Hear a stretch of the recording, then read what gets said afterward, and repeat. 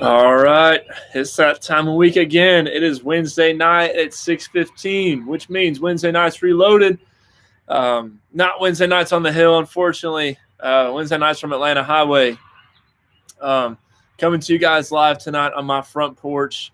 The view today was just too good. It feels too good outside to not go live out here. I also went live out here for our 2641 challenge, what we're going to call it. If you didn't catch the video last night, if you haven't seen your email, but you happen to be tuning in tonight, I'm just going to come out and announce it. I'll announce it again probably at the end of the stream. The men of Airline Baptist Church, we are taking up a challenge starting Monday morning, April 13th. We're taking up a challenge to become better men of God in the rest of April and into May. And so I'm excited for this. It comes from Matthew 26:41, where it says, "The spirit is willing, but the flesh is weak." And so what we're going to plan to do for the month of this challenge is we're going to attack the flesh. And so that means waking up early in the morning. It's not necessarily like everybody come join us thing. It's a challenge. And so if you're going to join us, just know that it's going to be challenging. But the coolest thing about that and it being challenging is the fact that you're going to have other men that have signed up from the church I've already talked to several men that have already signed up and are in for this challenge. You're going to have other men to help hold you accountable every single morning when you get up. And so, guys, I really am just super pumped about this challenge that's going to start. I really think it's going to be life-changing in the men in our church that decide to do this. And so just want to throw that challenge out to you. If you guys haven't been watching the live stream tonight and didn't catch it last night, there's still time to sign up. We start Monday morning at 6 o'clock. And so up until then, you have the chance to sign up. If you have more questions about it, I'll probably answer those at the end of the stream. Tonight, guys, I don't want to keep y'all super long. Not going to preach a 45-minute sermon on my porch. I hope not. If I do, that means I just get to rambling. Sorry if you guys hear the cars in the background. I'm going to try to talk loud enough to be heard. It's just really nice outside, guys. And so here's what I want to do. I want to jump in, but I want to talk to you about our topic for tonight, and we're going to talk about judgment. Judgment is something that I've struggled with, that I still continue to struggle with when I'm not careful, and I think it's something that many of us struggle with and we don't even realize it. And so, if you have your Bibles, turn to a familiar passage to probably a lot of you, Sermon on the Mount, Matthew 7. We're going to look at the first few verses in there today or this evening. If you're tuning in tonight, I appreciate you guys tuning in. Week after week, I see where so many of you guys tune in. I appreciate you guys doing that. Ideally, this isn't what we hoped for. Yellow Jacket. We didn't hope that we'd be sitting here doing live stream and doing church from distance, while a pandemic is going on. We do wish that we were on the hill, we were gathering and we were worshiping together. But how cool is it that, we're able to have the technology we have to be able to do what we're doing now. And so I'm excited for that. I want to talk about judgment tonight. And judgment is something that I've struggled with a lot. It's been a personal struggle of mine, especially right after I got saved, 2014. So almost 6 years ago is when I got saved. And God did a big change in my life. There's a lot of things I was doing. For those of you who don't know my story, I was really heavily involved in the party crowd. And so drinking was a big part of my life. Partying around, just like being with different girls, that was a big part of my life. My language was not very clean, and so that was the way that I lived. And so, I didn't see anything wrong with that at the time. I thought that I was doing what was best for me. I thought that I had arrived at 16, 17, 18 years old, and so I thought I knew everything. And I got saved, and guys, like, I love those guys that I was friends with, that I was hanging out with. I even just saw them recently. Colton, Evan, Zay, Akeem, Layson, Jacob, Nick, Austin, Brandon. Like, I have so many guys that I used to be so close with. I love those guys. We grew up together. We played sports together. We did everything together for a long time. I love those guys. There's some, I could go on and on and keep just naming more names. But something happened is that when I got saved, my lifestyle changed from the lifestyle they had. And it was nothing personal. I didn't hate those guys because they continued to do what I used to do. Something had changed in my life when God had saved me, when Jesus saved me, something happened to where I couldn't live like that anymore. And there was anytime I would try to do those things, I would get so convicted about it. I would try to get past the moment of doing it, and I just couldn't. And so I struggled with it. I struggled really heavily with it for a long time, about a year, of just like, I want to be friends with these guys still, and the only way I can still be friends with them is if I do this. And so I really struggled. I really did. But here's the thing is I had, family members that were still doing the same things. And what happened was, as my life had changed so much, I didn't know how to have a conversation with someone. And so as a result, I would just start judging people. Someone would say, hey, what happened, man? I was like, this happened to me. Or like, well, that's good for you, man. I'm like, well, what about you? Like, like this could happen to you. Like, this isn't good what you're doing for you. Like this, it's good, cause you to go to hell. Like, wouldn't you rather be saved? Like this life with Jesus is so much better. And so like, I would start saying things that would cause people to not necessarily want to associate with me because I didn't understand how to share Jesus with somebody and share like the realisticness of it. All I was doing was judging that person because they were still living in the sin that I used to struggle with. And so I've come a long ways in this past 5.5 years, and I realized that I've had to approach those conversations a lot better. I mean, there was a time where one of my brothers, we weren't as close. We were best friends for a while, and we stopped being as close because I kept judging him, and we couldn't have a conversation without me bringing up with Jesus. And that's not that I had bad intentions, but I really struggled just with condemning him and trying to condemn him and say like, man, what if you die tomorrow? Like, where would you be? Like, why do you keep doing these things? Like, they're not good for you. You have to know that. And all it was judgment on my end, and it left a bitter taste in his mouth, and it honestly left a bitter taste in my mouth. It affected our relationship, and it made so much sense to me, but I didn't understand why it didn't make sense to so many other people. And so Jesus gets on the Sermon on the Mount, and I think he makes sense of a lot of things in this passage in Matthew chapter 7. And so I'm just going to read a couple of verses, and we're going to talk about them. And it says, judge not that you be not judged. For with the judgment you pronounce, you will be judged. And with the measure you use it will be measured to you. Why do you see the speck that is in your brother's eye, but do not notice the log that is in your own eye? Or how can you say to your brother, let me take the speck out of your eye, when there is the log in your own eye? You hypocrite. First take the log out of your own eye, and then you will see clearly to take the speck out of your brother's eye. A few things I want you guys to see tonight while we're reading this.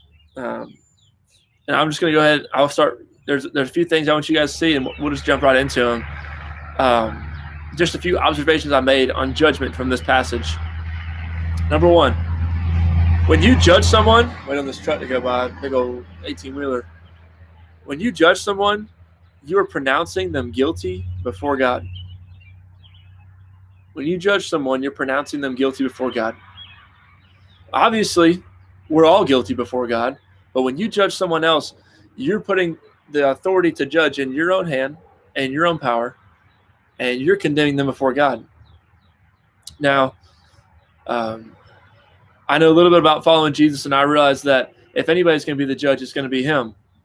Reason being is because he spent 30 however many years on the earth, and he lived a perfect life. If you look at my life daily, I don't live a perfect life. I do a lot of good things. I try to, at least. I try to be a good person. I try to be a better follower of Jesus every day. But I do fall short a lot. I'm not perfect. And when I judge someone, I'm condemning them before God without realizing that what I do apart from Jesus is I'm condemning myself as well. And so if we're not careful, we just need to look in the mirror, guys. If we're not careful, here's what can happen. It's not our job to renounce someone else guilty before God. It's not.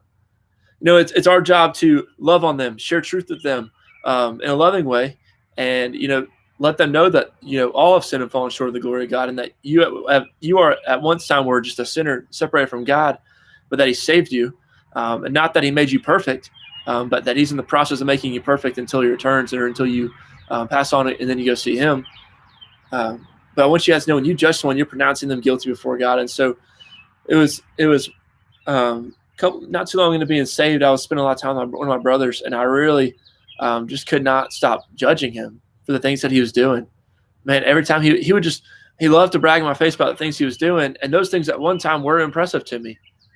But there was a point where they were no longer impressive, and because of the work that I'd done in my life. And so instead of like me saying, haha, like, cool, man, like, or just trying to blow it off, like, I would just say, man, like, that is not right. Like, you are in the wrong. Like, you got to stop doing these things. These are not right, what you're doing.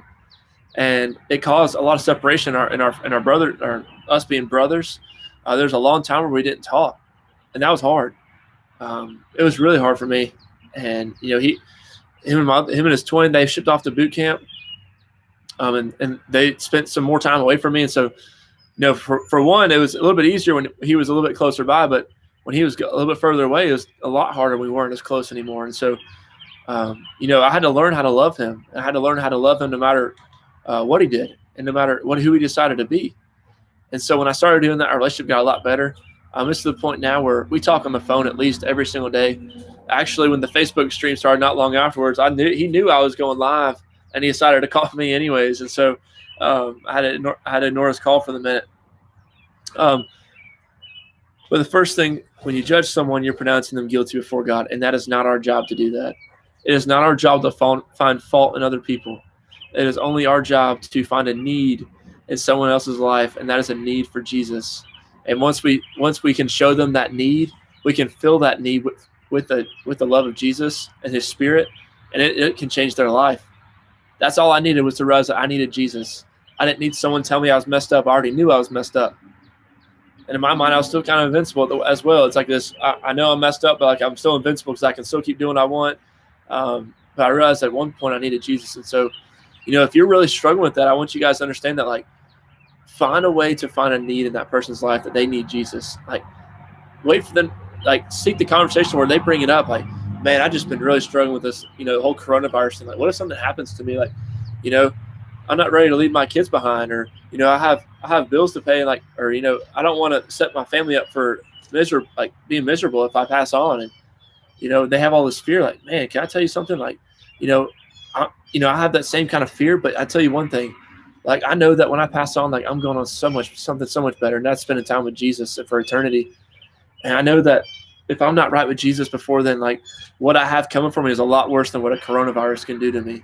And so, that's, you just got to find a need in people's lives when they open the door for you to say, hey, man, like, you need Jesus, and I love you, and I care about you enough to share that with you.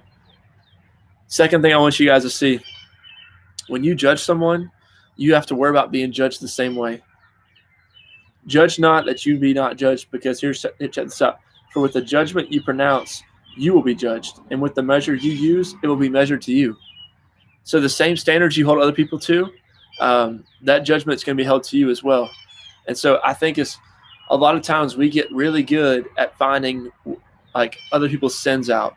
We get really good at finding flaws on people, and we get really good at seeing where people mess up. And it's really easy on our end to encourage people to change and to walk in a better way. But if we're not careful, we can hold them to the standard that we're not even holding ourselves to. And so if we're going to hold other people to a standard, we need to hold ourselves to the same standard. And so what I'm talking about is, drinking might not be a problem for you. Being drunk all the time might not be a problem for you. Abusing alcohol, cussing, or, using inappropriate language to other people, and language that's not going to build others up, that might not be a problem for you. Drugs might not be a problem for you. But what can be a problem for you is self-image, being envious of other people, lying to people. I know people who struggle with stealing. And so there's a lot of things, if we look into our lives, that we struggle with. And that always goes back to the flesh being weak. Is, we want to condemn someone else for the obvious sins that they're doing, what we call the big sins. But there's sins, if we really looked in our lives and we were honest with ourselves. I'm not on here tonight to call anybody out or to say anything that's contrary to God's word, or try to preach at somebody. But guys, I just want you guys to know tonight that there are sins that you struggle with, and they might not seem as big as those other ones that I've already mentioned, but you struggle with sin. And if you got real with yourself, you'd realize that you're probably not living the way that you need to be living to begin with. And so when you're holding someone else to another standard just because you don't struggle with those things, you are leading someone the wrong way. And that is a false gospel you're leaning into, that your sin doesn't equal up to the sin of someone else. And so I just want you guys to be careful of that you're not falling into that, and that you look into your life. And because you're not struggling with these big sins, that you look into your life and see the sins that you're committing are just as equal to any other sin. So guys, I'm saying that completely in love. Because I struggle with that on my own. I struggled with with watching people do the things that I was doing before. I struggled with that and allowing them to walk in that. I wanted them to be free from that so bad. But then I had to look in my life and realize that I'm sinning just as much. When I'm in accountability groups with people and they share their sins with me and their struggles, like, it is not my place to judge them. It is only my place to love them and encourage them to not let that happen anymore. But you know what? In the midst of me holding people to that standard, I've told myself to that same standard, because it says the measure you used, it'll be measured to you as well. And so just keep that in mind when you're judging other people, that same standard is going to be held for you. And so if someone was free from, say they were sober for 4 years and they caved one time and you just judged them for it forever and it ended their reputation with you because of one sin, just think about the sins that you've committed. And if someone stopped being friends with you just because you were jealous of someone, or you got mad at someone and you committed murder in your heart. So just keep that in mind. It's just really sobering to me as I was thinking through that same standard and thinking about other sins that are in my life that people might not struggle with, or things that I might not struggle with other people do. It really put things in perspective for me. So check this out. Third thing, we're moving right along.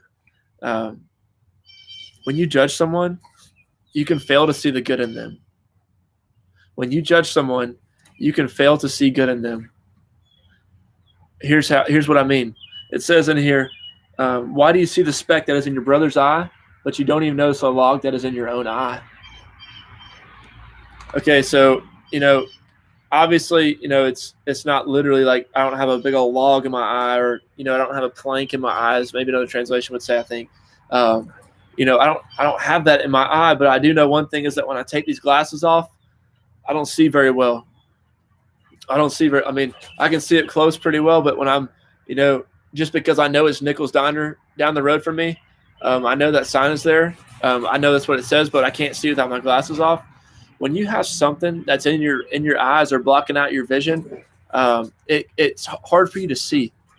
It's hard for you to see things the right way and to see things clearly. When I put my glasses on and help cover up this distraction that's keeping me from seeing, and my eyes just not being as good, I see things clearly. And so, I can see Nichols Diner crystal clear now, and it makes it like I can see it good. But the thing is when I have a log in my eye, I have a tough time looking at my own life, but I can still see other people's flaws in their life. And so it causes me to have a distorted view on someone else. And what's crazy about this is this can lead to bitterness. If we're only seeing the flaws in people and judging them for that, it can lead to bitterness in our life. And it can lead us to not wanting to help them in a time of need. Guys, we're in the middle of a coronavirus right now, and I can't. Anytime I get on, I've just got to get off Facebook, because anytime I get on there, it's Trump's fault. It's so and so's fault that the virus is happening.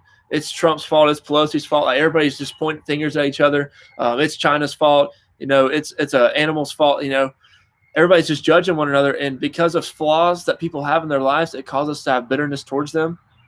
Now, I understand there's going to be things that people do that we don't agree with, but if we judge them for that, we're just going to have nothing but bitterness built up towards them, and it's going to hinder us from loving them.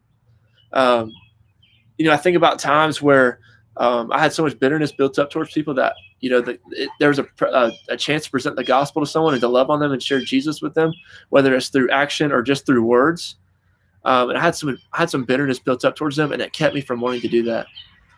And so, guys, I really want to encourage you that if you have a log that's stuck in your eye, get that thing out of there. Ask someone to help you. Get an accountability. Men, if you're watching this, what better time than to jump in this 2641 challenge where there's other men that are going to help you challenge the flesh for a month. Hey, you know what? The morning could be the the worst time of day for you to be up and doing something. But what better way to attack the flesh than being in the Word with some other men that are going to encourage you in your walk with Jesus?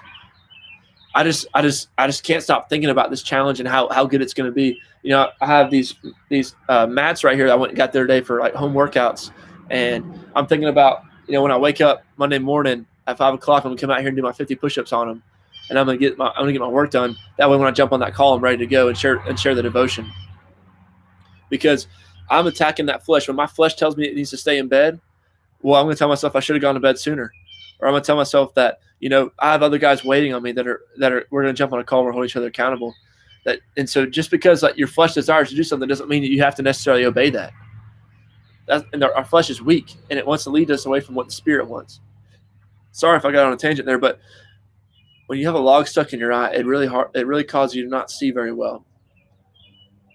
And so it's really easy, if we're not careful, to point fingers at people, to find flaw in people, and it leads to nothing but bitterness in our heart, and it keeps us from loving other people.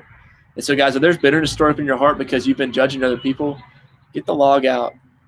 Get the log out, because that speck in that person's eye is only a speck compared to the log that's causing your vision to be distorted. And so, first things first, clean up your eye, clean up your vision. That way you can love other people. And that way when that person does have that speck, you can go to them and share them in love. Like, hey, man, I just want you to know that, like, I am really struggling right now. I just overcame this recent struggle I had with, you know, whatever it was. I was really jealous of someone else. You know, they had this super nice truck. You know, they had this walk with Jesus. It just felt like God had his hand all over them. It just felt like everything was so good for them. And I was so envious of their life that everything I did, I wanted to mock them. And so I realized that one day that Jesus made me for a certain reason.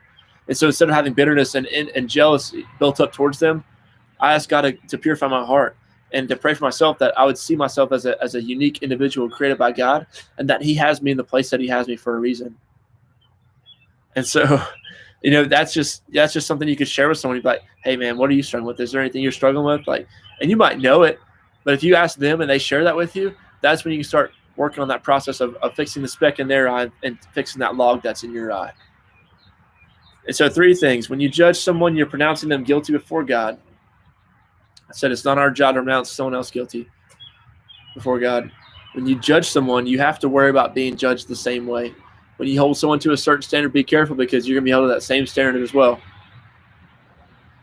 And so and the third one, when you judge someone, you can fail to see the good in them. Bitterness can build up, guys. And last thing we need is bitterness, and bitterness to build up in God's people and in the church and the local body.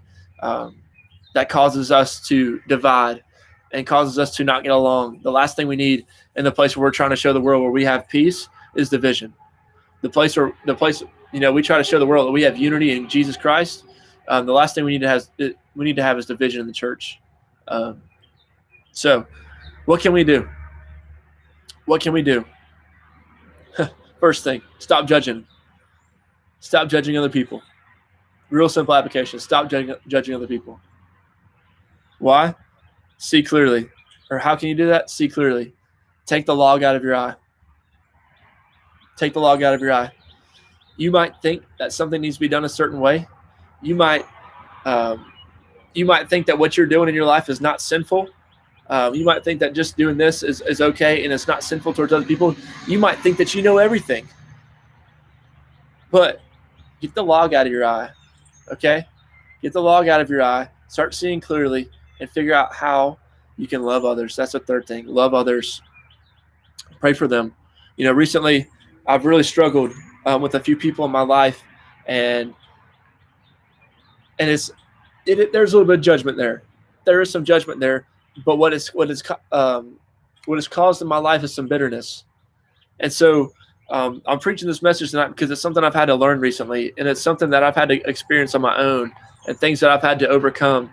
And so I'm sharing, but because I believe in the power of God's word, I'm sharing this with you guys tonight because that's what changed me. And so what I'm doing now is I'm starting to pray for these people that some bitterness have built up towards, so that way my walk can be stronger with Jesus, and so that way there can be unity in the body, and that way the door can open for me to share Jesus with them, and the door can open for them to tell me about their need to get the speck out of their eye.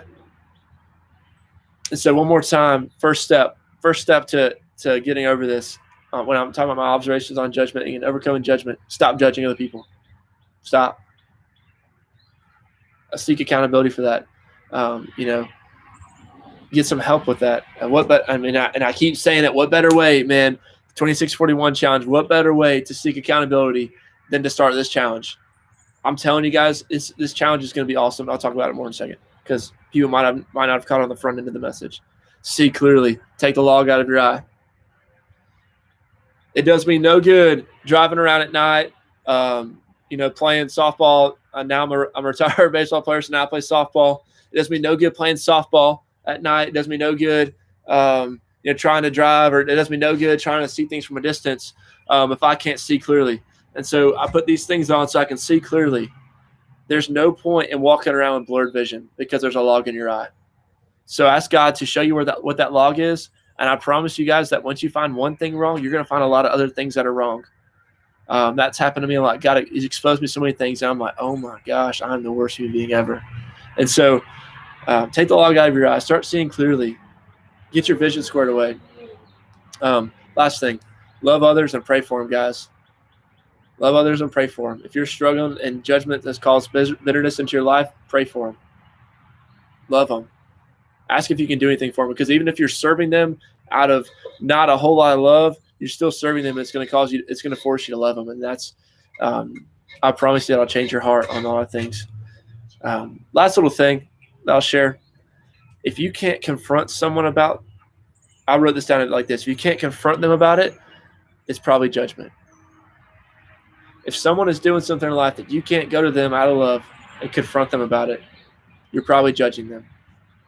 Okay? It could be a personal preference for you. That's something you just don't like. And that's probably, if you can't confront them about it just because of personal preference, it's probably judgment. And so just want to encourage you guys with that. Thank y'all for tuning in this week. I miss y'all. I can't wait to see y'all tomorrow morning for our Thursday devotion. I'll be bringing our Holy Week devotion. And then after that, I will see you guys Sunday morning, bright and early for our live stream for sunrise service. I miss y'all. I really do. And I hope to be with y'all soon. Peace.